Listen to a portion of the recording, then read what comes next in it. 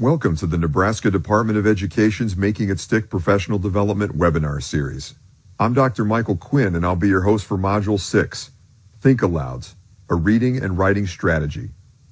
Have you ever wanted to ask your text, or even a character, questions, almost like the text was a living, breathing person? Perhaps you were trying to decipher a complex problem or were confused by the author's choice. So have your students. This webinar will help you support your students while reading and writing complex texts. The Think-Aloud webinar will take 35 minutes. Throughout this module, we built in some learner engagement activities to ensure your comprehension. When you see the pencil icon, you'll be asked to pause, reflect, engage, and write in your viewing guide. Feel free to stop, start, and rewind as needed. After you complete the module, we'll ask you a few quick questions to see if we've helped you meet the lesson's objectives. Let's get started. Here's our webinar's umbrella question. How can students be supported while reading and writing complex texts? Because we always want to promote text complexity and student understanding. First, we'll examine Vygotsky's zone of proximal development. Second, we'll explore the principles of using the Think-Aloud strategy in the teaching of reading and writing. Third, we will discuss the underlying challenges of the strategy by practicing Think-Alouds for the teaching of reading, writing, and new content. Finally, we will plan for activities where you can use the Think-Aloud strategy in your classroom. After this webinar, we hope you're able to define, recognize, and implement Think-Alouds in your classroom practice, assessing students using a variety of meaningful and rigorous methods. Do you remember hearing stories about Ben Franklin as an apprentice? Being an apprentice wasn't always fun, but it was an excellent way to learn a trade. In today's world, it's an almost certainty that the trade our students will take up has yet to be invented. So how do we prepare them for the workforce? We teach them to read critically and ask questions. We teach them to write logically and clearly. We teach them to apply the systems of the scientific process as a way to solve problems. And we teach them to utilize their knowledge of numbers to calculate anything from how long a trip will take, to how much gasoline will cost, to how much to tip a server. This quote from Ben Franklin is powerful because it connects the cooperative relationship between student and teacher to retention. But how can teachers make sure they are involving all students, especially when there may be students in the room who require varying levels of differentiation? To involve all our students, we'll need some help. Vygotsky was a Russian developmental psychologist. He is the man responsible for many theories and discoveries that still impact us in our classrooms today. The list of his theories is a long one, even though his life was quite short. But for us, he is, perhaps, best remembered as the developer of one of the most significant theories in education, the zone of proximal development. What is learned must be taught. Any child can learn the next, more difficult thing if given supportive instruction. Backwards planning helps us build the steps and learning, staying focused on the result. Vygotsky viewed the zone of proximal development as a way to better explain the relationship between children's learning and their cognitive development. Prior to the zone of proximal development, the relationship between learning and development could be boiled down to the following three major theories. Constructivism, which says that children first need to meet a particular maturation level before learning can occur. Behaviorism, which is that learning and development cannot be separated, but instead occur simultaneously. Gestaltism, which says that learning and development are a separate but interactive process. Vygotsky, who is classified as a constructivist, believed that learning always precedes development in the zone of proximal development. In other words, through the assistance of a more capable person, a child is able to learn skills or aspects of a skill that go beyond the child's actual developmental or maturational level. Therefore, according to Vygotsky, development always follows the child's potential to learn. Vygotsky's developmental model looks a lot like an apprenticeship. without judgment or prerequisites, just the simple belief that with targeted support from someone who is already a master of the content, a child can be nudged along and ultimately learn anything. Because with help, they have the potential to do anything. It is true that this is a particularly positive and generous view of human development. The zone of proximal development does provide a perspective view of cognitive development, focusing on the potential for learning as opposed to a retrospective view that looks at development in terms of the perceived current level of independent capabilities and possible deficiencies. Let's take a graphic look at how the zone of actual development functions. The zone of actual development identifies the cognitive space where you can do something on your own.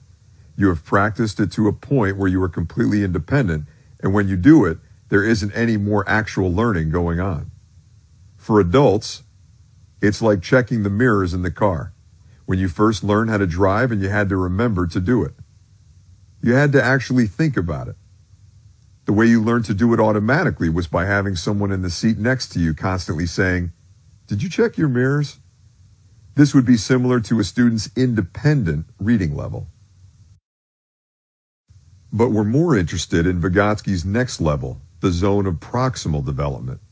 According to Vygotsky, this is where actual learning happens, and according to him, it's the only place learning can happen. The reason it happens here is because what is being taught is a little bit out of the learner's area of independence, but something he or she could do with support. Let's go back to learning how to drive. After they knew you were ready for it, your parents might have let you back the car out of the garage independently, once you had a permit. So what did you do? You cautiously backed the car out of the garage. And after a few weeks of that, maybe you got a little restless and started backing it out, then driving back in carefully, then backing it out again before your parents were out the door and could see you. But now you're bored again. This is what happens if you remain in your zone of actual development. Because it doesn't take long to get to the point where the backing out, going in thing doesn't even make you break a sweat. But in our Vygotskyan model, the next event would be your dad getting into the car and saying, "Today you're going to learn how to parallel park." And that moment, you'd had zero instruction in parallel parking, yet would jump you right out of your zone of actual development. Zip straight through your zone of proximal development and into the no man's land beyond. The land of frustration and anxiety, a place where all the things you really cannot do yet live. As an educator, you probably experienced or watch all of these stages. The bored, been there, done that. The interested, I want to know how to do that. The terrified, I can't do that. In fact, you spend some amount of time in the zone of actual development while watching our webinars. It's an imperfect medium for transferring information that, by definition, cannot start where you are. Instead, group presentations have to generalize for the entire audience. And now we know what to call it. The surest path to positive self-esteem is to succeed at something which one perceived would be difficult. Each time we steal a student's struggle by insisting they do work too easy for them, we steal their opportunity to have an esteem-building experience. So if we know that real learning can only take place in the zone of proximal development, then we have to get the kids from their zone of actual development to their zone of proximal development. That means we have to know where they are. Then we have to know where we want them to get to. Then we have to challenge them with support without discouraging them. And we have to, as Ben Franklin said, involve all the students.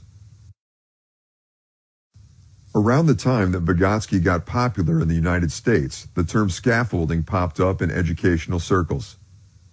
If you think of an actual scaffold, the metaphor for what we do in class fits. We have to plan ahead to make sure a level foundation is set that we can then build on, safely with support, so the students can learn and grow without hitting a wall of frustration. Then, once they've mastered this new skill set, their zone of proximal development will have extended outward, and then we can help them onto the next big thing.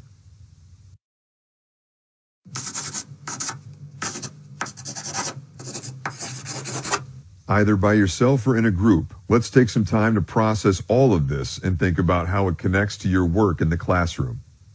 Have you seen evidence of students who were in their zone of actual development?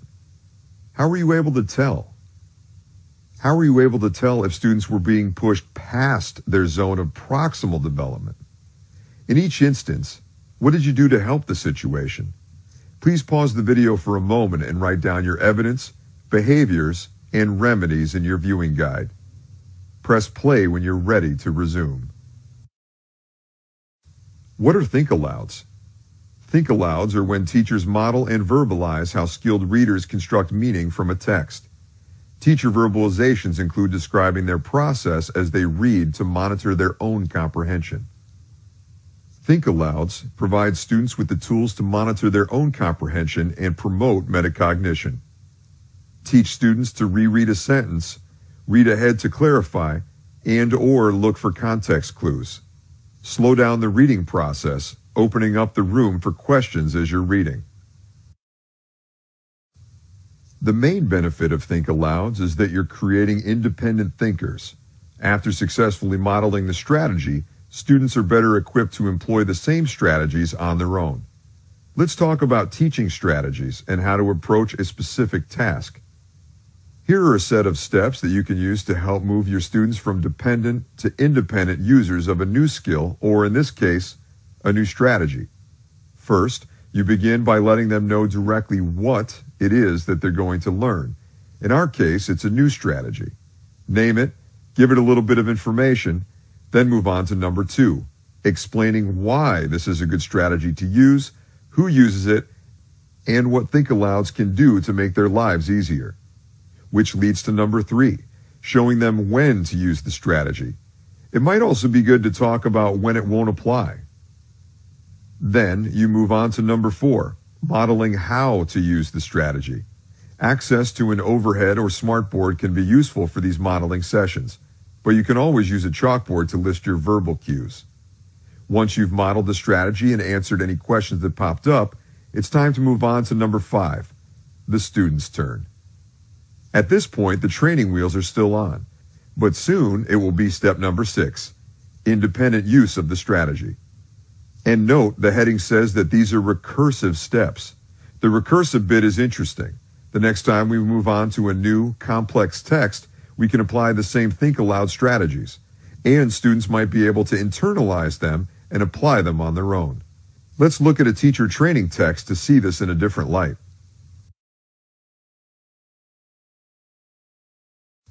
Mikichi and Mikichi suggests meeting students where they're at. All your good qualities may be for naught if you teach at a level over the students' heads. And those who are not naturally bubbling over with enthusiasm, outgoing, or even sure that they want to teach, can still become effective teachers. In scores of books and online sites, you will find many explanations of Think-Alouds. Like close reading in Module 4 and rafts in Module 5, using Think-Alouds is a marvelous strategy you can bend to your will and use as needed by your classes. In order to get the basics, we'll show you some steps here, then let you experience it in action. These 4 sentence starters are examples of the kinds of language you can use when using Think-Alouds in class discussions. It could be planning a lab experiment or preparing to write one. It could be reading a particularly dense text or working towards writing a complicated essay. It could be approaching a new kind of proof. Anything where you narrate what you're doing, effectively letting the kids see inside your head, as it were, and watch how the gears move. Once you're on the fly, formative assessments show that the modeling has worked. You can move from you talking about what's going on in your head to asking the students to join you so we can talk about what's going on in our heads. And then, once the students are ready, move them into independent or small teamwork. Let their performance guide your decision-making. When the students are done and the task is complete, follow up with questions that get them to think critically about how their mind worked.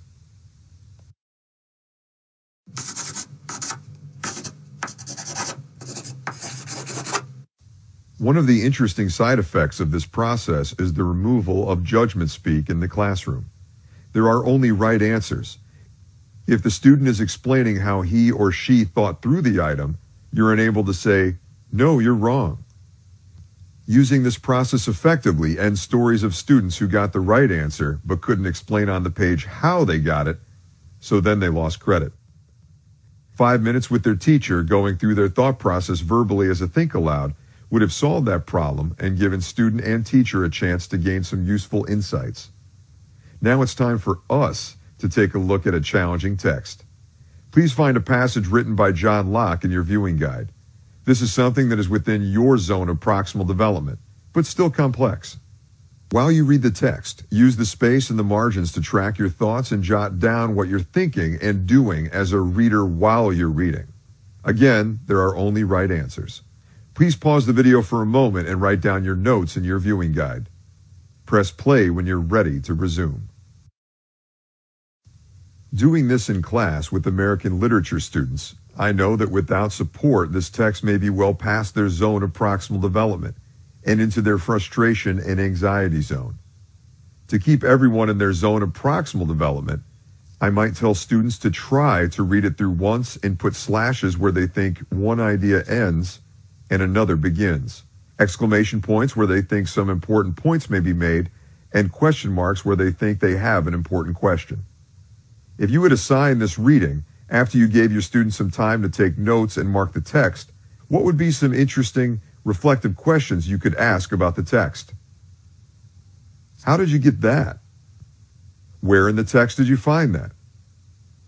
What part of the passage altered your view? Would this read the same if you were... And here's what Think-Alouds might look like during the second read. I've removed the red line marks to try to keep the screen clean, but in class and on your page, you would want to keep those marks and use them to assist your students. For the second read-through in my classroom, I might read it aloud to myself, or I might have a particularly strong sight reader in class take over, so I can interrupt with the Think-Alouds. Of course, the first time I did this, I would have warned the reader that I would be interrupting. After the third Think-Aloud, I would start inviting student responses if they hadn't started to share already. I could use their comments and additions as on-the-fly formative assessments to identify who was still having trouble and who was getting it. Then perhaps let the students get into groups to continue questioning the text and each other while I got into a group with the students who were struggling. This would give me more time to assess where they were stuck and plan what to do about it. That's just one of many ways to use Think-Alouds to scaffold reading complex text with your students.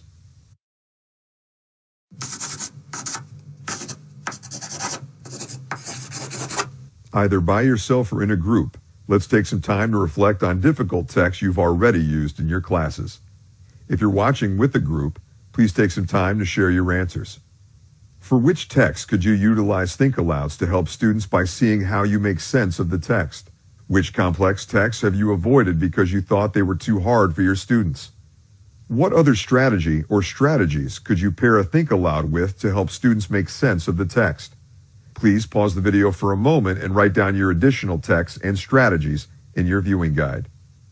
Press play when you're ready to resume. Now, let's look at how to use this technique in the teaching of creating an e-portfolio. Please review the main performance objective. Now, read each individual performance indicator.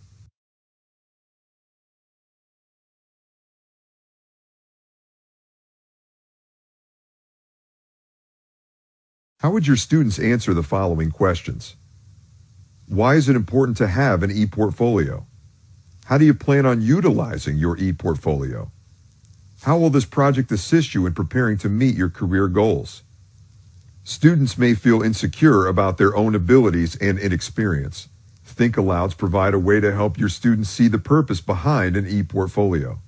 It also gives you an opportunity to share any personal stories of when you were graduating and on the job hunt.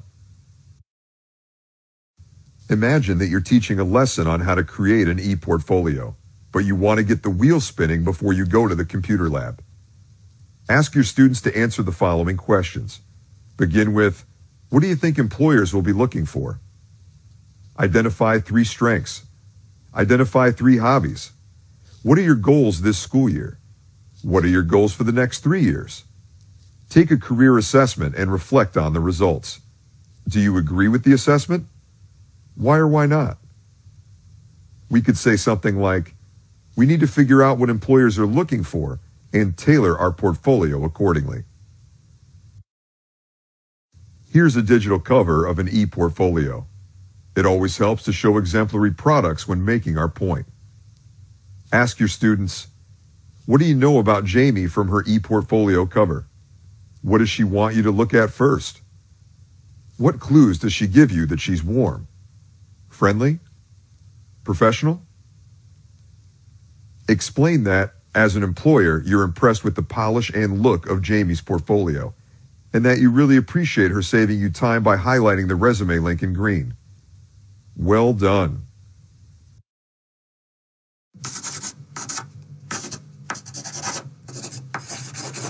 Either by yourself or in a group, let's take some time to reflect on your class. Where in a future lesson could you use a Think-Aloud strategy to help your students advance through their cognitive roadblock? Here are several Think-Aloud cues we mentioned earlier. If we know that, then we could either, and here, should we be trying to figure out, or what are some things I could try if I got stuck at this point? Why would you think might work? What was the tip-off? Which 3 Think-Aloud strategies lend themselves to your content area? If you're watching this video with a group, please take some time to share your thoughts with your colleagues. Please pause the video for a moment and write down your answers in your viewing guide. Press play when you're ready to resume. We've done a lot so far, but we haven't attacked the big elephant in the room. If you're teaching in a content area where you naturally excelled, it's very possible that you've never had to really think about how you do what you do, or why you do what you do when you do it. You want to be confident and know that when your students leave class, they've got one more tool they can use to be successful as they continue on their learning journey. So how do we slow ourselves down, think aloud, teach our content, and help students in the process? Let's give it a try. Here's part of a lesson. Now, let's look at how to use Think-Alouds when teaching about agricultural products, imports, and exports. Please review the following performance indicators. Define import and export. Identify countries that receive Nebraska's agricultural exports. List 5 products exported from Nebraska. Identify where some fibers and foods are produced and processed in Nebraska, the United States, and the world. How would your students answer the following questions? Where did your groceries come from? Your clothes? Your desk? What materials were used to make these products? Who made these products? And how did those products get here? If you've been overseas, this would be a great time to share your experience.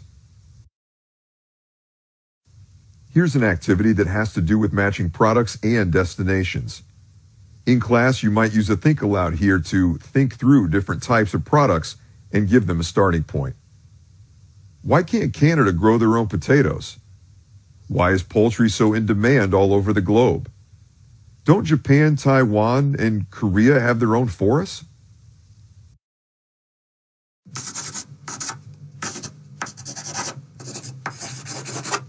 Either by yourself or in a group, let's take some time to revisit the question from the beginning of our webinar.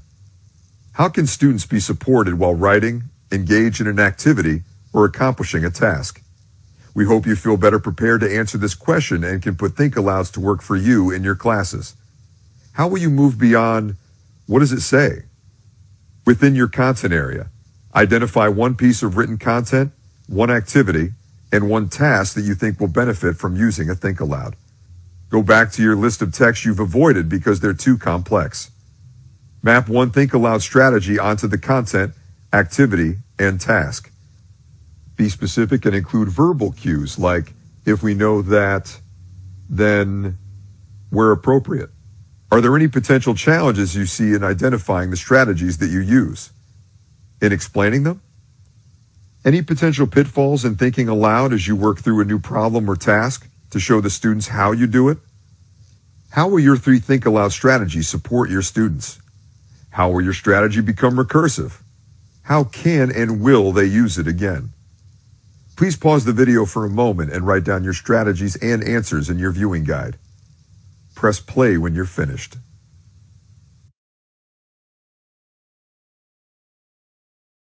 That brings us to the end of our webinar. Please take a moment to fill out our brief survey by visiting the link provided. Thank you for learning with us today.